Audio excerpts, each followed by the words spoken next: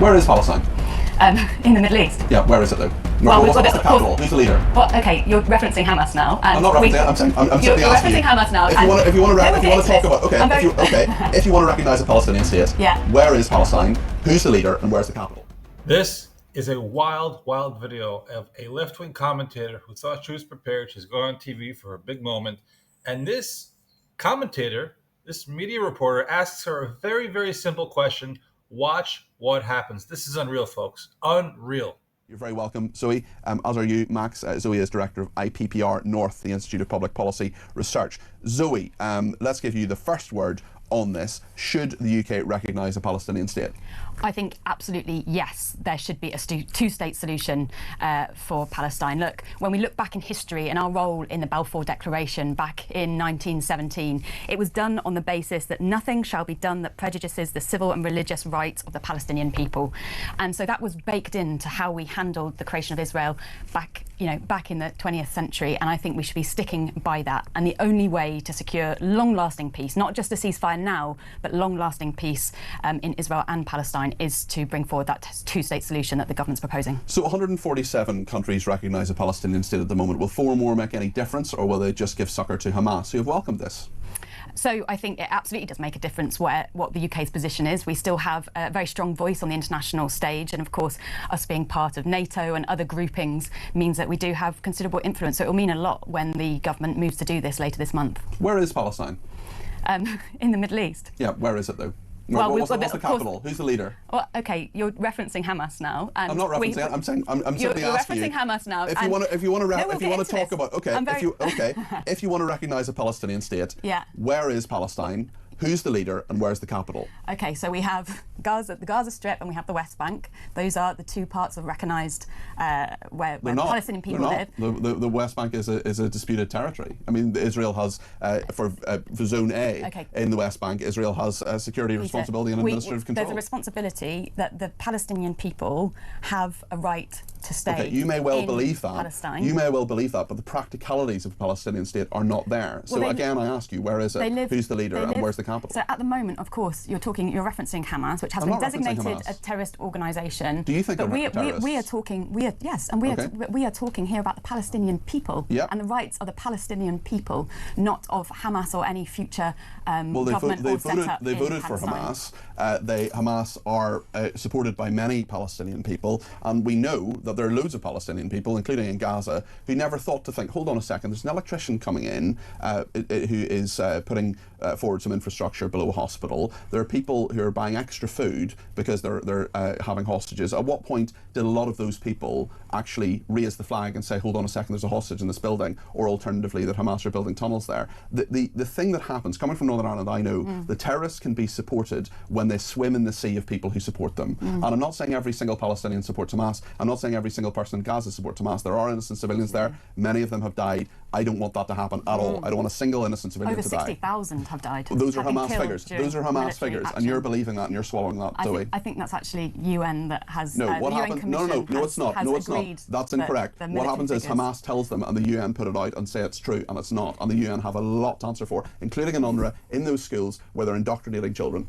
Look, I think you and I might disagree on the absolute figure, but we're talking of thousands of casualties. Okay, this is people dying as the direct impact of military action in Gaza. And you've said yourself, look, that the Palestinian people cannot be held to account for the actions of Hamas. So I think we have to be really careful here. The whole point of the two-state solution is to protect Palestinian people, nothing to do with Hamas, actually. So I think Hamas being drawn into it, and by implication, the Palestinian people, I think is totally wrong. Surely it's very embarrassing for Keir Starmer to be rewarded and to be said to Hamas that this is something that they welcome.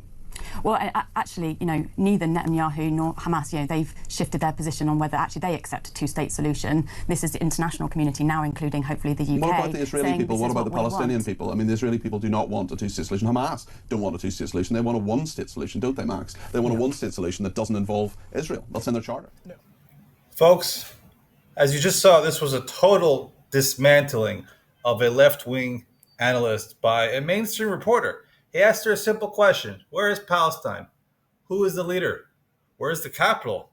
Do they even have a currency? And the point that he was making, and he wasn't even making a point, these are facts, factual questions. She had no answer. And we learned from this that, a state without defined borders, without a functioning, realistic, democratic government, right? No capital city that's recognized. It's abstract. It's ridiculous. It's premature. And it's also dangerous.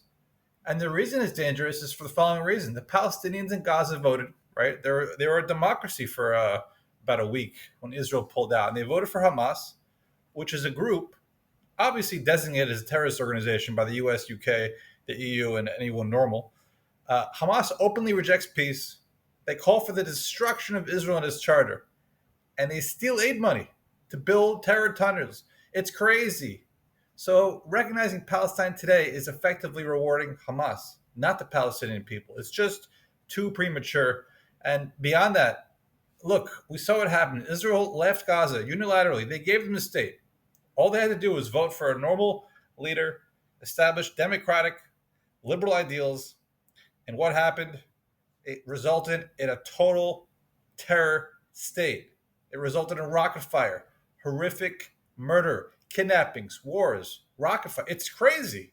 Who can make this up? Just like in South Lebanon, right? Withdrawing created a vacuum filled by a terror group, whether it was Hamas, Hezbollah, etc. History shows that concessions without security guarantees leads only to more terrorism.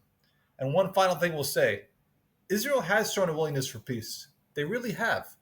But the Palestinian leadership, Hamas, and even factions of the Palestinian Authority reject Israel's right to exist. Okay, folks, we know that true peace requires Palestinian leadership that accepts coexistence. And we just haven't seen a true recognition of Israel. Eleanor Roosevelt said this in 1948. There will be peace in the Middle East when everyone recognizes Israel. That's the real problem. It's really becoming just cartoonish. And, the UK's recognition, it might just be symbolic, but it's also dangerous. Recognition will not bring peace. It will embolden the terrorist entity that is known as Hamas, even reward them for their horrific October 7th attack. It will undermine negotiations. And you know what? To be honest, folks, it weakens the UK's credibility.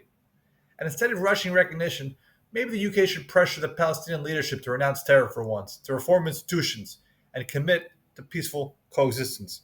Just outrageous what's going on in the UK. And as we saw, this critic could not point out Palestine on the map.